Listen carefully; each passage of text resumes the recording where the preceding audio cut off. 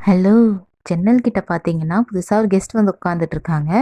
இது பார்க்க புறாவும், காக்காவும் மாரி இல்லையே! அதுங்க தானே வந்து உட்காரும் அப்படின்னு சொல்லிட்டு கெஸ் பண்ணிட்டே போனேன். அப்புறம் பார்த்தா தான் தெரியுது, அது ஆந்தை. என்ன பார்த்ததும் அது பறந்து போயிடுச்சு. ஒரு 10 நிமிஷம் கழிச்சு மறுபடியும் அது அதே இடத்துல வந்து உட்காந்துச்சு. அச்சச்சோ! கியூட்டான அந்த ஹெட் டான்ஸ பாருங்களேன்! பார்த்துக்கிட்டே இருக்கலாம். ஆந்தையோட ஃபேஸும், அந்த பூனைகளோட ஃபேஸும் கிட்டத்தட்ட ஒரே மாரி தான் இருக்கும். நல்லா பார்க்க புசு புசுன்னு, முட்டை முட்டை கண்ணோட அழகா இருக்கும்.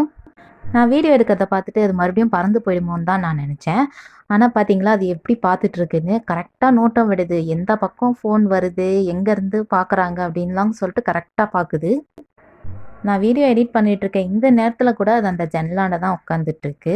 வெளிய நல்லா ஜில்லு ஜில்லுன்னு காத்து அடிக்குதா, அதனால அது வந்து ஜாலியா அங்க உட்காந்து வேடிக்கை பார்த்துட்டுருக்கு. ஆனா இதுவரைக்கும் நான் ஆந்தைய வந்து இவ்ளோ கிட்ட பார்த்ததே இல்ல. வீடியோ எடுத்ததும் இல்ல. எங்கேயோ லாங்ல பார்ப்பேன். பார்த்த உடனே அது பறந்து போயிடும். ஃபர்ஸ்ட்டு இது பறந்து போனப்பவே காக்காலாம் வந்து இதுகிட்ட ரொம்ப சண்டை போட ஆரம்பிச்சிருச்சு. அதனால நான் அந்த ஜன்னலாண்டயே அது இருக்கட்டும் அப்படின்னு சொல்லிட்டு விட்டுட்டேன்.